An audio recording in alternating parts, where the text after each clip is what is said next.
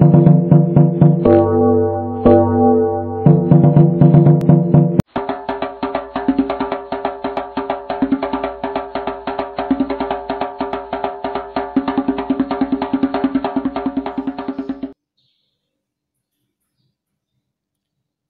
SHMH, sadar hukum untuk masyarakat humanis. Baik saudara-saudari, kali ini saya akan mengulas secara singkat tentang pajak pertambahan nilai sebagaimana diatur dalam Undang-Undang Nomor 41 Tahun 2009 tentang PPN dan PPNBM. Saudara-saudari, subjek daripada pajak pertambahan nilai itu sendiri adalah pengusaha kena pajak atau PKP yang melakukan penyerahan barang kena pajak atau jasa kena pajak di dalam daerah pabean atau di wilayah Negara Kesatuan Republik Indonesia ini sendiri. Kemudian subjek PPN atau subjek dari pajak pertambahan nilai itu sendiri adalah pengusaha yang melakukan impor barang kena pajak. Kemudian PKP yang melakukan pemanfaatan barang kena pajak berwujud baik jasa kena pajak dari luar daerah pabean dan dikonsumsi di dalam daerah pabean. Dan kemudian objek daripada pajak pertambahan nilai itu sendiri adalah penyerahan barang kena pajak atau penyerahan dari jasa kena pajak, dan bukan barang itu sendiri, akan tetapi penyerahannya.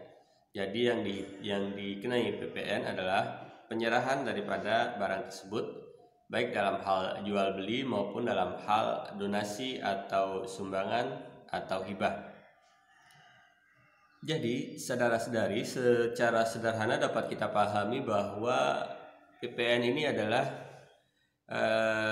suatu withholding tax atau pajak yang dipungut oleh pihak ketiga, dan dapat juga dipahami bahwa PPN ini adalah pajak yang dipungut oleh penjual atau produsen barang, akan tetapi nilai pajaknya itu ditanggung oleh konsumen akhir. Disinilah sering kita temukan di dalam masyarakat bahwa kesalahpahaman bahwa masyarakat merasa bahwa mereka tidak pernah membayar pajak sehingga tidak peduli dengan pengurusan daripada uang rakyat sendiri oleh pemerintah yang berkuasa. Padahal sesungguhnya saudara-saudari, Anda sendiri pun walaupun tidak membayar pajak secara langsung, tidak memiliki NPWP, akan tetapi mayoritas masyarakat membayar pajak ketika mereka mengkonsumsi suatu produk-produk yang merupakan bagian daripada objek dari PPN itu sendiri. Jadi nilai uang yang Anda belanjakan itu sudah diperhitungkan daripada tarif pajak pertambahan nilai antara 0% hingga 15%, tergantung daripada jenis-jenis barang yang Anda beli. Kemudian saya ingin mengulas sedikit tentang pajak pertambahan nilai atau PPN dalam hal konten-konten video yang saat ini lagi banyak sekali ditonton atau dikonsumsi oleh masyarakat, di mana konten-konten video tersebut contohnya di YouTube atau Facebook dan sosial media lainnya, yang dimana video tersebut diproduksi di luar negeri, diunggah di luar negeri, akan tetapi dikonsumsi atau ditonton di Indonesia. Dan video-video ini istilahnya bisa dipahami sebagai barang kena pajak tidak berwujud ataupun jasa kena pajak, tergantung dari konteks mana kita ingin melihat subjek daripada pajak pertambahan nilainya. Jadi di dalam suatu konten video di sosial media tersebut, katakanlah di YouTube, apakah ini adalah objek daripada pajak pertambahan nilai? Menurut saya iya, karena seperti yang saya katakan tadi, itu adalah bagian daripada objek pajak yang diproduksi di luar negeri, akan tetapi dikonsumsi di dalam negeri oleh masyarakat Indonesia sendiri. atau bahasa undang-undang PPN dan PPNBM-nya adalah barang kena jasa tidak berwujud atau jasa kena pajak yang mana dikonsumsi di dalam area pabean Indonesia sendiri walaupun diproduksi dan diunggah di luar daerah pabean Indonesia sendiri. Jadi seharusnya ketika kita menemukan ada konsumsi atau menonton daripada video YouTube sendiri itu dapat dikenakan pajak pertambahan nilai. Tentu saja saudara-saudari kita akan kembali melihat apakah dapat dikenakan PPN. Tentu kita akan melihat nilai penyerahan itu sendiri.